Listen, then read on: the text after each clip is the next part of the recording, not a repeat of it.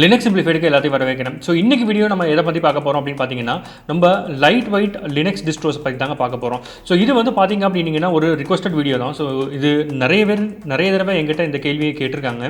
So எங்கிட்ட இருக்கக்கூடியது ஒரு பேசிக் ஸ்பெசிஃபிகேஷன் இல்லைனா ஒரு லோ ஸ்பெசிஃபிகேஷன் கம்ப்யூட்டர் தான் இருக்குது.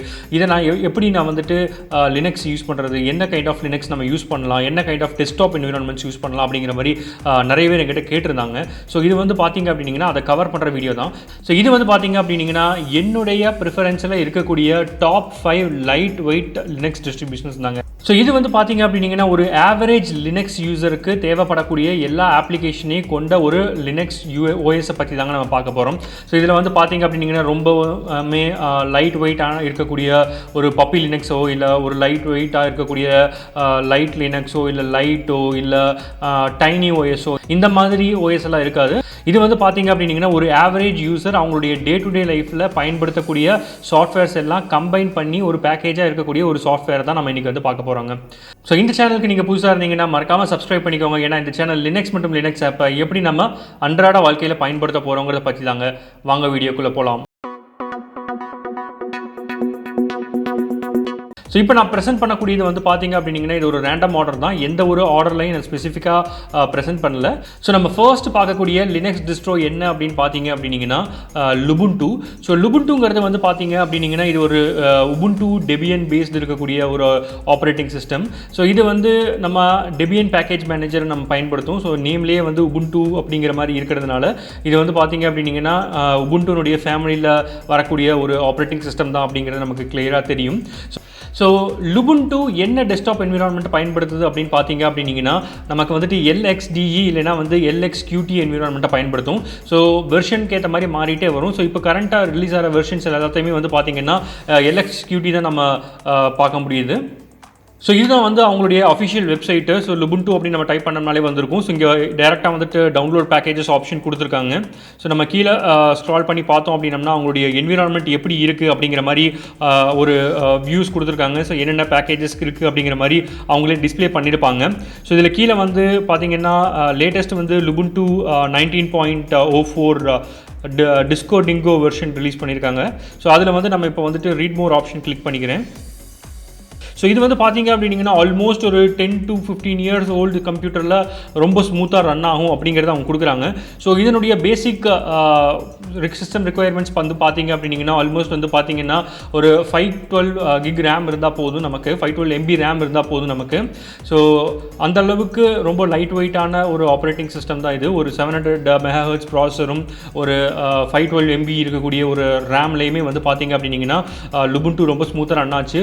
ஸோ ஏற்கனவே வந்து நான் லுபுண்டுனுடைய இன்ஸ்டாலேஷனும் லுபுண்டுனுடைய ரிவ்யூவும் நான் போட்டிருந்தேன். ஸோ நீங்கள் பார்க்கல அப்படின்னீங்கன்னா நான் டிஸ்கிரிப்ஷனில் லிங்க் கொடுக்குறேன், நீங்கள் வந்து மறக்காமல் பார்த்துக்குங்க. ஸோ அதில் உங்களுக்கு வந்துட்டு ஃபர்ஸ்ட் லுக் எப்படி இருக்குது, என்னென்ன அப்ளிகேஷன்ஸ் டிஃபால்ட்டாக கொடுக்குறாங்க அப்படிங்கிறத நான் டிஃபால்ட்டாக அதில் மென்ஷன் பண்ணியிருக்கேன். நீங்கள் ஓப்பன் பண்ணி பார்த்துக்குங்க. அடுத்து நம்ம பார்க்கக்கூடிய லினக்ஸ் டிஸ்ட்ரோ என்ன அப்படின்னு பார்த்தீங்க அப்படின்னா இது வந்து மேன்ஜாரோ. ஸோ மேன்ஜாரோங்கிறது வந்து பார்த்தீங்க அப்படின்னா ஒரு ஆர்க் பேஸ் லினக்ஸ் டிஸ்ட்ரிபியூஷனை கொண்டது. ஸோ என்ன டெஸ்க்டாப் என்விரான்மெண்ட்டை ஃபாலோ பண்ணுது அப்படின்னு பார்த்தீங்கன்னா இது ஆல்மோஸ்ட் வந்து நோம் ஃபாலோ பண்ணும். ஸோ XFCE இருக்குது, இதில் KDE பிளாஸ்மா இருக்குது. ஸோ அஃபிஷியலாக வந்து பார்த்தீங்கன்னா இந்த 3 பேக்கேஜஸ் அவங்க சப்போர்ட் பண்ணுறாங்க. ஸோ எந்த ஃப்ளேவர் ஆஃப் டெஸ்க்டாப் என்விரான்மெண்ட் உங்களுக்கு பிடிச்சிருக்கோ அந்த ஃப்ளேவர் ஆஃப் டெஸ்க்டாப் என்விரான்மெண்ட்டில் இன்ஸ்டால் பண்ணுறதுக்கான ஆப்ஷன்ஸ் வந்து அவங்க டிஃபால்ட்டாகவே நமக்கு வந்து கொடுத்துருக்காங்க. ஸோ அஃபிஷியல் சப்போர்ட் வந்து பார்த்தீங்க அப்படின்னா 3 வெர்ஷனில் கொடுக்குறாங்க. ஸோ என்னென்னா நோம் கொடுக்குறாங்க, அதுக்கப்புறம் வந்து பார்த்தீங்க அப்படின்னா KDE plasma and XFCE. So இன்றைக்கி நம்ம எதை பற்றி பார்க்க போகிறோம் அப்படின்னு பார்த்தீங்கன்னா சின்ஸ் நம்ம லைட் வெயிட் ஆப்ரேட்டிங் சிஸ்டம் பார்த்துட்டு இருக்கிறதுனால நம்ம வந்து மேன்ஜாரோ வித் XFCE பார்க்குறோங்க. ஸோ XFCEங்கிறது வந்து பார்த்தீங்க அப்படின்னா இது ஒரு லைட் வெயிட் என்விரான்மெண்ட் சேர்ந்தது. ஸோ அதிகமான கிராஃபிக்ஸ் ஆப்ஷன்ஸ் எல்லாம் இருக்காது. நம்ம ஒரு நோம் மாதிரியோ இல்லை KDE பிளாஸ்மா மாதிரியோ உங்களுக்கு அதிகமான சிஸ்டம் யூட்டிலைசேஷனும் இருக்காது. சிஸ்டம் யூட்டிலைசேஷனும் வந்து பார்த்தீங்கன்னா ஆல்மோஸ்ட் ஒரு 300 to 400 gigs அப்படி தான் வந்து உங்களுக்கு யூட்டிலைஸ் பண்ணியிருக்கும். ஸோ மேன்ஜாரோ XFCE பற்றின டீடைல்டு வீடியோவும் வந்து பார்த்தீங்க அப்படின்னா நம்ம ரீசெண்டாக நம்மளுடைய சேனலில் போஸ்ட் பண்ணியிருக்கோம். ஸோ அதனுடைய லிங்க்கும் நான் டிஸ்கிரிப்ஷனில் கொடுக்குறேன். ஸோ நீங்கள் அதை பார்க்கல அப்படின்னீங்கன்னா மறக்காமல் பார்த்துக்குங்க. ஸோ நம்ம இங்கே டவுன்லோட் கிளிக் பண்ணுறோம். ஸோ டவுன்லோட் கிளிக் பண்ணி பார்த்தோம் அப்படின்னம்னாலே நமக்கு 3 என்விரான்மெண்ட் காமிச்சிருக்காங்க. ஸோ XFCE இருக்குது, ஸோ XFCE கூட பிளாஸ்மா இருக்குது, பிளாஸ்மா கூட நோம் இருக்குது. ஸோ இதில் வந்து பார்த்தீங்க அப்படின்னா நம்மளுடைய மினிமல் ரிக்குவயர்மெண்ட்ஸ் பார்த்தோம் அப்படின்னம்னா ஸோ மேன்ஜாரோனுடைய ரெக்கமெண்டட் சிஸ்டம் ரிக்குவயர்மெண்ட்ஸ் என்ன கொடுத்துருக்காங்க அப்படின்னு பார்த்தீங்க அப்படின்னா 1 GB GB RAM தேவைப்படுது அப்படி கொடுத்துருக்காங்க. 30 GB ஹார்ட் டிஸ்க் தேவைப்படும். ஸோ அது போக வந்து பார்த்தீங்கன்னா 1 GHz ப்ராசர் தேவைப்படும். ஸோ அது போக வந்துட்டு HD கிராஃபிக் கார்டு தேவைப்படுது. ஸோ இது வந்து பார்த்தீங்க அப்படின்னா உங்களுடைய recommended setting. So minimal requirements வந்து பார்த்தீங்க அப்படின்னா இதை விடவே நம்ம வந்துட்டு ஒரு மினிமல் சிஸ்டத்தில் ஒர்க் ஆகும். ஸோ ஃபார் எக்ஸாம்பிள் வந்து பார்த்தீங்கன்னா 512 GB ரேமில் இருக்கக்கூடிய சிஸ்டத்துலேயும் நான் வந்துட்டு Manjaro XFCE வெர்ஷன் ரன் பண்ணி பார்த்துருக்கேன். அது வந்து பர்ஃபெக்டாக ரன் ஆச்சு. ஸோ இது வந்து அவங்களுடைய ரெக்கமெண்டட் செட்டிங்ஸுக்காக கொடுத்துருக்காங்க. ஸோ மினிமல் சிஸ்டம் செட்டிங்ஸில் வந்து பார்த்தீங்க அப்படின்னா உங்களுக்கு வந்துட்டு இன்னும் லோயர் இருக்கக்கூடிய சிஸ்டத்தில் வந்து கூட இது வந்து பர்ஃபெக்டாக ரன் ஆகுதுங்க. ஸோ நம்ம லிஸ்ட்டில் அடுத்து இருக்கக்கூடிய டிஸ்ட்ரோஸ் என்ன அப்படின்னு பார்த்தீங்க அப்படின்னா Zorin OS. So Zorin OS வந்து பார்த்தீங்க அப்படின்னா நமக்கு வந்துட்டு நிறைய வெர்ஷனில் கொடுக்குறாங்க. ஸோ இப்போ வந்து இங்கே பார்த்தோம் அப்படின்னம்னா டவுன்லோட் Zorin OS கிளிக் பண்ணிக்கலாம். ஸோ இதில் வந்து Zorin OS அல்டிமேட்னு ஒரு ஆப்ஷன் இருக்குது. அது போக வந்து பார்த்தீங்கன்னா Zorin OS கோர் அப்படின்னு கொடுத்துருக்காங்க. ஸோ அது போக வந்து பார்த்தீங்க அப்படின்னா Zorin OS லைட் அப்படிங்கிறது கொடுத்துருக்காங்க. ஸோ நாம் இங்கே எதை பற்றி பார்க்க போகிறோம் அப்படின்னு பார்த்தீங்கன்னா Zorin OS உடைய லைட் வெர்ஷன் பற்றி தான் பார்க்க போகிறோம். ஸோ இதில் அவங்களுடைய ஆப்ஷனே சிஸ்டம்லேயே வந்து என்ன கொடுத்துருக்காங்கன்னா your old computer new again அப்படிங்கிற மாதிரி தான் கொடுத்துருக்காங்க. ஸோ இது வந்து ஆல்மோஸ்ட் ஒரு 15 இயர்ஸ் ஓல்டு கம்ப்யூட்டரில் கூட நம்மளுக்கு பர்ஃபெக்டாக எக்ஸிக்யூட் ஆகும் அப்படிங்கிற மாதிரி இதில் சொல்லியிருக்காங்க. ஸோ Zorin OS வந்து பார்த்தீங்க அப்படின்னா Debian Ubuntu பேஸில் ரன் ஆகக்கூடிய ஒரு ஆப்ரேட்டிங் சிஸ்டம்ங்க. ஸோ இதில் வந்து நம்ம வந்துட்டு Debian பேக்கேஜ் மேனேஜர் நம்ம இன்ஸ்டால் பண்ணிக்கலாம். ஸோ இதில் என்ன என்விரான்மெண்ட் கொடுத்துருக்காங்க அப்படின்னு பார்த்தீங்க அப்படின்னா இங்கே வந்து XFCE என்விரான்மெண்ட் கொடுத்துருக்காங்க. ஸோ நார்மலாக வந்துட்டு லைட் வெயிட் என்விரான்மெண்ட்டில் மோஸ்ட் ப்ரிஃபரபுளாக இருக்கிறது வந்து பார்த்தீங்க அப்படின்னா XFCE என்விரான்மெண்ட் தான். ஸோ இதுலேயும் வந்து பார்த்தீங்க அப்படின்னா XFCE என்விரான்மெண்ட் தான் கொடுத்துருக்காங்க. ஸோ இதனுடைய சிஸ்டம் ரெக்குயர்மெண்ட்ஸ் நம்ம கிளிக் பண்ணி பார்க்கலாம். ஸோ சிஸ்டம் ரெக்குயர்மெண்ட்ஸ் வந்து பார்த்தீங்கன்னா ஆல்மோஸ்ட் 700 MHz சிங்கிள் கோர் ப்ராசர் இருந்தால் போதும். ஸோ அது போக வந்து பார்த்தீங்க அப்படின்னா ரேம் வந்து 512 MB ரேம், ஸ்டோரேஜ் கெப்பாசிட்டி வந்து 8 GB ரேம் இருந்தால் போதும், 8 GB ஹார்ட் டிஸ்க் ஸ்பேஸே இருந்தால் போதும். ஸோ அது போக வந்து பார்த்தீங்கன்னா டிஸ்பிளே வந்து 640x480 ரெசல்யூஷன் கொடுத்துருக்காங்க.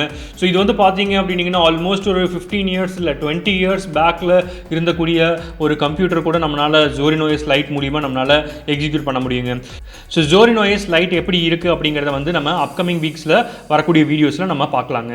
ஸோ அடுத்து நம்ம லிஸ்ட்டில் இருக்கக்கூடிய டிஸ்ட்ரோ என்ன அப்படின்னு பார்த்தீங்க அப்படின்னா இது வந்து Bodhi Linux. So Bodhi Linux வந்து பார்த்தீங்க அப்படின்னா இது ஒரு லைட் வெயிட் ஆப்ரேட்டிங் சிஸ்டம் தான். ஸோ இதுவும் வந்து பார்த்தீங்க அப்படின்னா நம்ம வந்து Debian Ubuntu பேஸில் தான் ரன் ஆகுது. ஸோ Debian Ubuntu பேஸ்ன்னு வரும்பொழுது வந்து பார்த்தீங்கன்னா Debian package manager DEB packages எல்லாமே வந்து நம்ம இதில் வந்துட்டு இன்ஸ்டால் பண்ணிக்கலாம். ஸோ இதில் வந்து ஒரு டிஃபரன்ஸ் என்ன அப்படின்னு பார்த்தீங்க அப்படின்னா நம்ம டெஸ்க்டாப் என்விரான்மெண்ட் வந்து மோக்ஷா அப்படின்னு ஒரு டெஸ்க்டாப் என்விரான்மெண்ட் கொடுத்துருக்காங்க. ஸோ இது வந்து முதல்ல வந்து என்லைட்மெண்ட் அப்படின்ட்டு ஒரு டெஸ்க்டாப் என்விரான்மெண்ட் இருந்துச்சு. இப்போ வந்து மோக்ஷா டெஸ்க்டாப் என்விரான்மெண்ட் தான் டிஃபால்ட்டாக கொடுக்குறாங்க. ஸோ மோக்ஷா டெஸ்க்டாப் என்விரான்மெண்ட் வந்து பார்த்தீங்கன்னா ரொம்ப சிம்பிளாக, ரொம்ப நீட்டாக, ரொம்ப க்ளீனாக இருக்குங்க. ஸோ நம்ம Bodhi Linuxும் வந்து பார்த்தீங்க அப்படின்னா அப்கமிங் வீக்ஸில் நான் எப்படி இன்ஸ்டால் பண்ணுறது, அதனுடைய வியூ எப்படி இருக்குது அப்படிங்கிறது நான் உங்களுக்கு சொல்கிறேங்க. ஸோ Bodhi Linuxனுடைய சிஸ்டம் ரெக்குயர்மெண்ட்ஸ் வந்து பார்த்தீங்க அப்படின்னா ஒரு 500 MHz ப்ராசர் இருந்தால் போதும். அது போக வந்து பார்த்தீங்க அப்படின்னா ஒரு 512 MB ஆஃப் ரேம் இருந்தால் போதும் அப்படின்னு சொல்லியிருக்காங்க. ஸோ ரெக்கமெண்டடில் வந்து பார்த்தீங்கன்னா 1 GHz ப்ராசர் அண்ட் தென் 768 MB ரேம் வேணும் அப்படிங்கிற மாதிரி சொல்லியிருக்காங்க. ஸோ இருக்கிறதுலேயே வந்து பார்த்தீங்க அப்படின்னா நான் ஒர்க் பண்ணதுலேயே வந்து பார்த்தீங்கன்னா ரொம்பவுமே ரேம் யூட்டிலைசேஷன் கம்மியாக இருந்த ஆப்ரேட்டிங் சிஸ்டம் எது அப்படின்னு கேட்டிங்கன்னா நான் Bodhi Linux தான் சொல்லுவேன். ஸோ இன்ஃபேக்ட் வந்து பார்த்தீங்க அப்படின்னா விஷுவலும் கொஞ்சம் அப்பீலிங்காகவும் இருந்துச்சு. அது போக வந்து பார்த்தீங்க அப்படின்னா சிஸ்டம் ரேம் யூட்டிலைசேஷனும் கொஞ்சம் கம்மியாக இருந்துச்சு. ஸோ Bodhi Linux வந்து பார்த்தீங்க அப்படின்னா அப்கமிங் வீக்ஸில் நம்ம எப்படி இருக்குது அப்படிங்கிறத நம்ம வந்து பார்க்கலாங்க. ஸோ அடுத்து நம்ம பார்க்க போகிறது வந்து பார்த்தீங்க அப்படின்னா MX Linux. ஸோ ஆல்மோஸ்ட் ஒரு டிஸ்ட்ரோ வாட்சில் பாஸ்ட் ஒரு 1 இயராகவே வந்து பார்த்தீங்க அப்படின்னா டாப் பர்ஃபார்மரில் தான் இருக்குது. ஸோ MX Linux வந்து பார்த்தீங்க அப்படின்னா 3 டிஃப்ரெண்ட் ஃப்ளேவரில் வரும். XFCE, KDE அண்ட் Fluxbox அப்படின்னு சொல்லிட்டு 3 டிஃப்ரெண்ட் ஃப்ளேவரில் நமக்கு வருது. ஸோ நம்ம இன்றைக்கி எதை பற்றி பார்க்க போகிறோம் அப்படின்னு பார்த்தீங்கன்னா நம்ம XFCE பற்றி தான் பார்க்க போகிறோம். ஸோ இது வந்து பார்த்தீங்க அப்படின்னா ஒரு Debian பேஸ்டு anti-X பேஸ்டு இருக்கக்கூடிய ஒரு ஆப்ரேட்டிங் சிஸ்டம். ஸோ anti-X அப்படின்னு பார்த்தோம்னா அதுவுமே வந்து பார்த்தீங்கன்னா ரொம்பவுமே லைட் வெயிட்டான ஆப்ரேட்டிங் சிஸ்டத்தை பேஸ் பண்ணி ரன் ஆகிறது தான். ஸோ இதில் நம்ம பார்த்த மாதிரி இன்றைக்கி வந்து நம்ம XFCE என்விரான்மெண்ட்டை பற்றி பார்க்கலாம். ஸோ அது போக வந்து பார்த்தீங்க அப்படின்னா பேக்கேஜ் மேனேஜர் Debian பேஸ்டில் இருக்கிறதுனால .deb பேக்கேஜஸ் எல்லாமே நம்ம வந்துட்டு இதில் இன்ஸ்டால் பண்ணிக்கலாங்க. ஸோ MX Linux வந்து பார்த்தீங்க அப்படின்னா ரொம்பவுமே சிம்பிள் மற்றும் ரொம்பவுமே எலகண்டான லுக்ஸை கொண்டது. ஸோ XFCE வெர்ஷன் வந்து பார்த்தீங்கன்னா MX Linux லினக்ஸில் ஆல்மோஸ்ட் ஒரு 300 to 400 MB ஆஃப் ரேமை தான் நம்ம யூட்டிலைஸ் பண்ணும். ஸோ இது நார்மலாக வந்து பார்த்தீங்க அப்படின்னீங்கன்னா பேசிக் அப்ளிகேஷன்ஸ் எல்லாம் ரன் பண்ணுறதுக்கு வந்து பார்த்தீங்க அப்படின்னா ரொம்பவுமே பவர்ஃபுல்லாக இருக்கும். ஸோ இது வந்து ஒரு மிட் ரேஞ்ச் கம்ப்யூட்டர்ஸுக்கும் ஒரு ஆவரேஜ் லினக்ஸ் யூசர்ஸுக்கும் வந்து பார்த்தீங்க அப்படின்னீங்கன்னா ரொம்பவுமே கம்ஃபர்டபுளாக இருக்குங்க. So MX Linux with XFCE environment எப்படி இருக்குது அப்படிங்கிறத வந்து நம்ம அப்கமிங் வீடியோஸில் நம்ம பார்க்கலாங்க. ஸோ நிறைய பேர் வந்து கேட்குற கேள்வி எனக்கு புரியுதுங்க, எங்கே லினக்ஸ் மின்ட்டை காணோம், இல்லை உபுண்டு மேட்டையை காணோம், இல்லை பெப்பர்மெண்ட் OS காணோம், இந்த மாதிரி நீங்கள் கேட்குற கேள்விகள்லாம் எனக்கு புரியுது. ஸோ இது வந்து பார்த்தீங்க அப்படின்னீங்கன்னா நான் ஒர்க் பண்ணி பார்த்து எனக்கு பெஸ்ட் ப்ரிஃபரன்ஸாக இருக்கக்கூடிய டாப் 5 லிஸ்ட்டை மட்டும் தான் நான் லிஸ்ட் அவுட் பண்ணியிருக்கேங்க. ஸோ அது போக வந்து பார்த்தீங்க அப்படின்னீங்கன்னா இதில் இருக்கக்கூடிய OS எல்லாத்தையுமே எப்படி இன்ஸ்டால் பண்ணுறது, எப்படி யூஸ் பண்ணுறது அப்படிங்கிற வியூஸையுமே நான் வந்து ப்ளேஸ் பண்ணிட்டு தான் இருக்கேன். ஸோ இது வந்து அதிகமான கேள்விகள் எனக்கு வந்ததுனால நான் இந்த வீடியோவை நான் உங்களுக்கு வந்துட்டு இப்போ நம்ம வந்து ரெப்ரசென்ட் பண்ணியிருக்கேங்க. ஸோ எப்பவும் போல் இந்த வீடியோ உங்களுக்கு பிடிச்சிருந்தா மறக்காமல் லைக், ஷேர், கமெண்ட் மற்றும் சப்ஸ்கிரைப் பண்ணிக்கோங்க. மேலும் இதுபோல் இன்னொரு வீடியோவில் சந்திக்கலாம். நன்றி, வணக்கம்.